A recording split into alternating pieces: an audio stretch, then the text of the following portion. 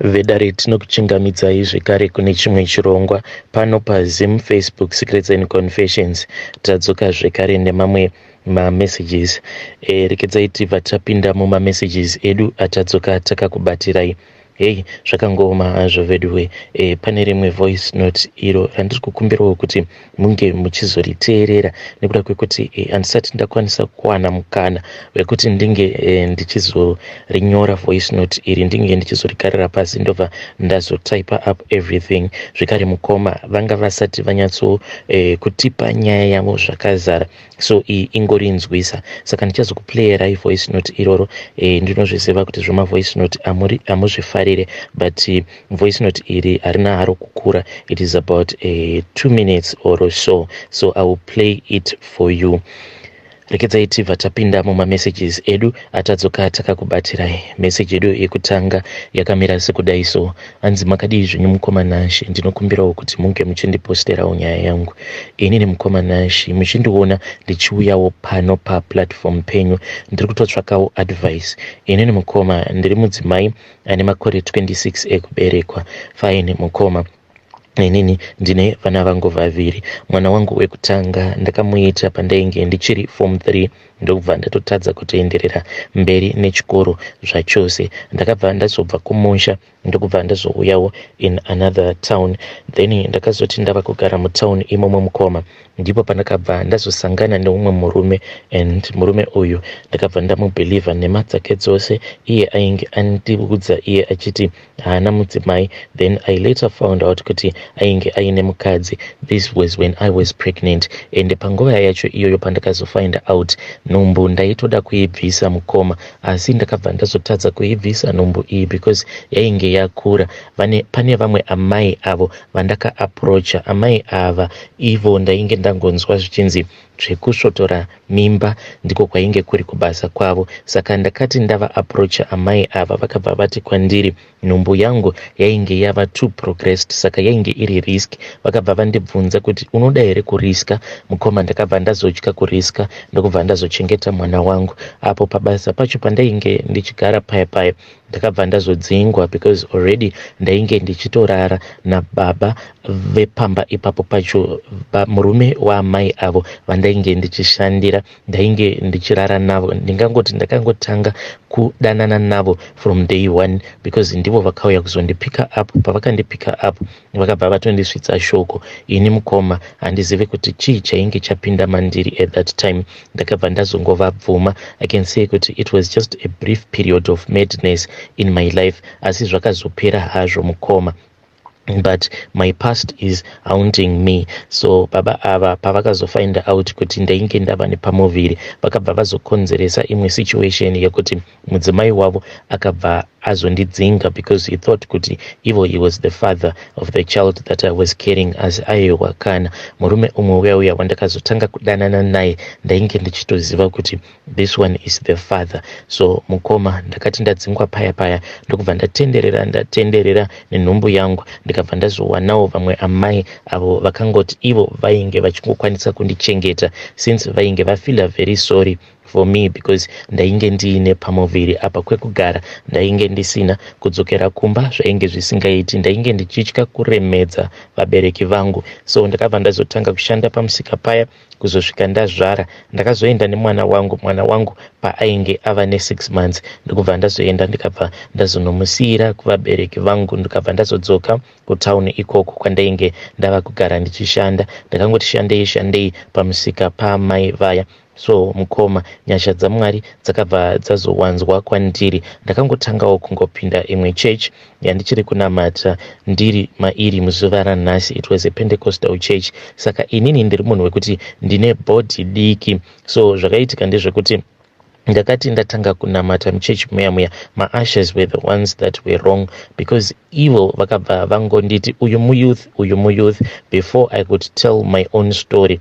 saka by the time yandakazotoendeswa kumayouth it was already too late mukoma kuti ndinge ndichizovaudza kuti inini already ndine vana vangu 2 avo vandinavo vanogara nevabereki vangu. Ndakangoramba ndichingoatenda church as normal, ndichingoendawo kumayouth as normal. So mukoma with time ndakabva ndazorongerwa umwe mukomana. This was after a conference. Now dambudziko randava naro mukoma nderekuti that guy uya wandakarongerwa iye akabva azotorana zvekare noumwe musikana uyo ainge ari mwana wevamwe pastor. Saka ndakabva ndazorongerwa umwe mukomana. So mukomana uyu ainge akangwarisa, iye akabva asuspecta kuti inini I might have had kids before because takabva tazoita musikanzwa. Paya pakuzonorara tose akazoti achindibata ndokubva ati iwewe do you mean kuti hauna umbogara wakaita vana? Ndikabva ndaramba. Akati but unoita sekunge munhu akamboyamwisa before. Ndokubva ndaramba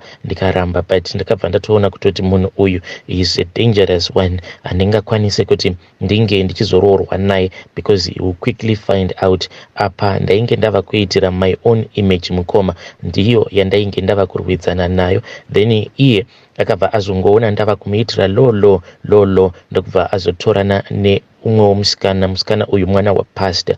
Then vakabva vatochata. Now the problem that I am facing currently is pane vamwewo avo vari kuda kuti ndinge ndichizoroorwa nemwana wavo, vanhu vekuti they can afford to give me a good life. Mukomana wacho uyo wavari kuda kuti ange achizova murume wangu, he is a good guy mukoma, a handsome guy, but dambudziko riripo nderekuti iye kana ndakatomutarisa ndinotoona kutoti experience yevanhukadzi haatomborina zvachose. Yet inini mukoma ndakatombosvika pakutombogara nemunhurume. So I don't know kuti should I go ahead with this relationship. And kana ndakazvitarisa makore angu ari kukura, ndiri kupiwa kamwe kapressure kekuti I must get married very soon. Kapressure aka kari kubva kuchurch. Saka I am asking for advice. Ndoita sei? Should I come out into the open ndobva ndangotaura nyaya yangu sezvazviri? Kana achindida achangondida ndakadaro, kana asingandidi then it will be okay. But mukoma image yangu ndo yandava kuchemera kuti I am trying to save my image. Please advise me kuti ndoita sei. Hey vedare, ndo message iyo yandakatumidzirwa ichibva kuna vahanzvadzi vedu. Nyaya yavo mazvinzwira open kuti mazvinzwira nyaya yavo. Please let us try to assist in the comment section. Anzi inini ndakavika vana vangu vaviri vari kugara kuvabereki vangu. I once had a confession yevamwe vahanzvadzi vedu vainge vachiti hanzi amai vangu ndipastor, but inini vakatondivika. Vanhu havatombozvizivi kuti ndiri mwana wavo because vainge vasingadi kuzivikanwe kuti vane umwe mwana. I still remember confession iyoyo yandakambotumidzirwa nevamwe vahanzvadzi. I think vahanzvadzi vedu ivavo vainge vachiti vari kuMozambique, I think so. So at the end of the day I think vahanzvadzi vedu munenge muchikuvadza vana venyu, nekuti maybe muchazongoramba muchingowandisa vana kudzamara mazosvika pasituation yekutoti vana ava kuti munge muchivaburitsa zvinenge zvava kusatoita. Plus do not try to fight and save your image. Your kids are more important than your image. Kune vamwe vanhu vari kutovachemera vana ivavo. So be proud. Get out there, all the single ladies out there, be proud of your kids. When you get in a relationship, put your kids in front. Iwewe nema feelings ako hauna basa. Your kids are what matters. Never sacrifice your kids for your own happiness. Rekedza iti vatenda panyedu inotevera. Nyedu inotevera yakamira sekudai. So anzi makadi zvenyu mukomanashi, ndinokumbirawo kuti munge muchindiposterawo nyaya yangu, makavikawo chitupa changu. Inini mukoma ndauyawo padare renyu kuti ndinge ndichitaurawo nyaya yangu. Inini mukoma ndakati ndarohwa nenhamo, ndakabva ndazoronga nebest friend yangu kuti tinge tichinoromba, but I don't know kuti kuromba kwacho kwatakaita zvinhu zvacho zvakabudirira here kana kuti zvakaramba. Zvakaitika mukoma ndezvekuti takangozamawo kurombera muno muSouth Africa muno matiri, but what confuses me mukoma ndezvekuti ndakangoona chimwe chinhu ka1 this thing chandakaona ndinototadza kuti ndingachirondedzera sei chinhu ichi. Rekedzai ndinge ndichingoti chainge chakangokura kungoenzana negonzo, but pamusana wacho uyu waitoita kunge musana wemunhu, but all around chimhuka ichi chainge chine face yekuti handitombozivi kuti ndingachifananidza nemhuka yakaita sei, chainge chiri strange looking. Chinhu ichi ndakachiona mushure mekunge taenda tikanopinzwa mumatare acho, tikabva tabvunzwa kuti tainge tichida kuchekeresa ani kuti tikwanise kutanga kuita mari. Then inini ndakabva ndazotaura zita ramai vangu, then friend yangu iye akabva azoti ainge achida kuchekeresa hanzvadzi yake iyi mukoma yakazotosvika mukufa mushure mekunge yawananawo neumwe mukomana muno muSouth Africa. Then vakazova vanhu vekuti vaigara vachingorwa, so hanzvadzi yacho zvayakazoita one day ndezvekuti vakati vachirwa kudaro, then ndokubva yazongobuda mumba ichimhanya ikabva yazonomira on this other T junction. Saka pa T junction apa pane road yekuti inenge ichipinda mulocation, then nehighway. Highway iyi inowanzo kushandiswa nematrucks akawandisisa most of the time, saka panogara pachingoitika maaccidents. Iye akamhanya ndokubva anomira mutara apa wainge uri usiku, then vanhu vakazongomunhonga ainge akarasirwa kuseri kuside kweroad, not knowing kuti munhu uyo akamurova nemotikari akabva amusimudza here akabva amukandira kuside kweroad, because marasirwo acho ainge akaitwa ndizvezvo zvekutoti munhu wacho kana kuri kunzi akatsikwa nemunhu, that person ainge asingadi kuti munhu uyu ange achikasika kuzivikanwa, so zvakangonzi it was a hit and run. Munhu wacho akatombozama kutsvakiwa but hapana kana kuzombokwanisa. Munhu wacho akambozama kutsvakiwa but haana kana kuzombowanikwa. Ndo mafiro akazoita sisi best friend yangu uyo wacho wandakaenda naye kunoromba, but on my side amai vangu vachiri vapenyu variko kuzimu uko. But chinondinetsa ndechekuti shamwari yangu since sisi vacho zvavakafa haana kana mari yaakamboita, ende neniwo mukoma handina mari yandingati ndakamboita. Tiri vanhu vekutongoti the same life yatainge tichingorarama ndo upenyu watichiri kungorarama, and worst of all zvinhu zvacho zvakazotonyanyisa kusunga, because pakambani patainge tichishanda ipapo pakabva panzi painge pava kudiwa at least 98% maSouth African, ndokubva tazongochinjawo kwekugara, now tava kugara somewhere else. But this issue mukoma inini nefriend yangu hatina kumbowana time yekuti tigare pasi timbobvunzana kuti saka iwewe shamwari izvi zvinhu zvatakaita unozviona sei, we just keep quiet about this issue.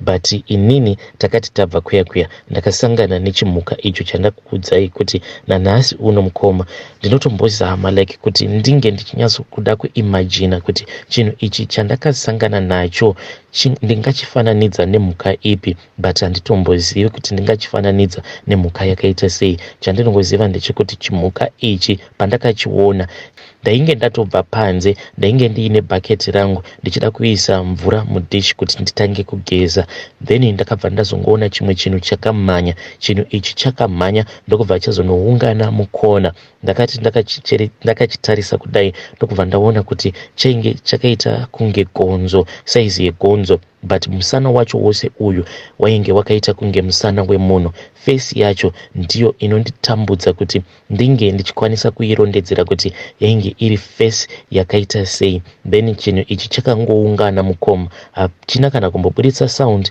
or to do anything.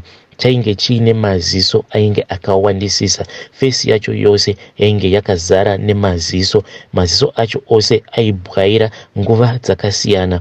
Rimwe ziso raiti kana rikabwaira rimwe ziso robva razobwaira. Ndo chinhu chandakaona ndokubva chazongonyangarika. Chinhu ichi chakati chanyangarika mukoma ndakabva ndazotongopepuka kunze kwaedza, kana kuti ndakageza sei ndikazobika sei handitomborangarire, asi ndo zvega zvandakangosangana nazvo. Kubva ipapo hapana kana chimwe chinhu chandingati chinotyisa chandakasangana nacho kusvika muzuva ranhasi. So my question is, ameno maybe ndichazoitawo mari in the future, kana kuti takatongoshandiswawo nen'anga iyoyo ikaita zvainoda nesu. Ameno, I will see with time. If anything comes up, ndichazongouyawo ndobva ndazokusherawo confession yangu. Vedare ndo message iyo yandakatumidzirwa ichibva kuna mukoma vedu. Kumanaka tine zvivindi, vanhu tine zvivinda kumana, kusangana nechinhu chakadaro mumba, then you just continue with your life. Kukudzokera kune n'anga iya mukoma, makazombodzokera here kune n'anga yacho iyoyo mukamboda kunokonfirma kuti ko zvinhu zviya zvamakatiitisa, wani mari yacho haisi kuuya wani, uye zvinhu izvi makazviita mugore ripi? If you can tell me more details. Then ndobva ndazoishare pano paplatform pedu. Rekedzai vatenda panyedu inotevera. It comes from a WhatsApp voice note. Ndichingokukumbirai kuti please listen to the voice note. Ndingosenda in short. Takagara kumabvuku, kujigara kumabvuku reva ndine business rangu mutown yekutengesa mapatsi emombe kunaka Sekuru kagoko. So zvangu zvaisafamba zvangu zvichifamba, pasina kana munhu aizotenga patsi remota mushopi mangu. Pandakatoudzwa neshamwari yangu ranzikati endei kwaSekuru Ndunge Kuchipinge. Ndokatakaenda kwaSekuru Ndunge kuwe tichisvika kwaSekuru Ndunge patakaudza nyaya yedu, ndabhadhara mari yedare. Ndipo pandakapiwa zvikwambo zviviri, murume nemukadzi. Asi ndinge ndakanyeperwa nekuti ndichisvika kumba vakandipa mhiko dzavo dzavakandipa, sekuti ndinofana kuti kupera kwemwedzi utanga musi wa25 ndopanopera mwedzi, kana kupera musi wa31 handirari mumba, ndinorara padzi kana kurara kubhawa kana kurara mumota. Ndozvandaita izvozvo. Saka nepamwe pandakarara mumba, I think ndo pakagadzika mhiko dzacho. Ndakafuna zvikwambo zviya, ndakorota zvikwambo zvichiti aiwa izvozvo takatorwa kunonzi kuSouth Africa, ndokwa zvakabva zvikwambo izvozvo. So zvikwambo zvaida kurara nini nekumashure zvinenge zvingochani. Ndakanyeperwa dzimukadzi nemurume, ndanzwa mukoma wangu handichamanyise kana kuita mweya kana kuita sei kudaita mweya. Ndinofana kuita china. Zvikwambo zvacho zvichida kuona mapono everyday. Kana pasina mapono zvichikaita bhora, kutamba bhora mumba. Ndanzwa mukoma wangu apa mukadzi akashaya, zvakauya mukadzi wangu futi.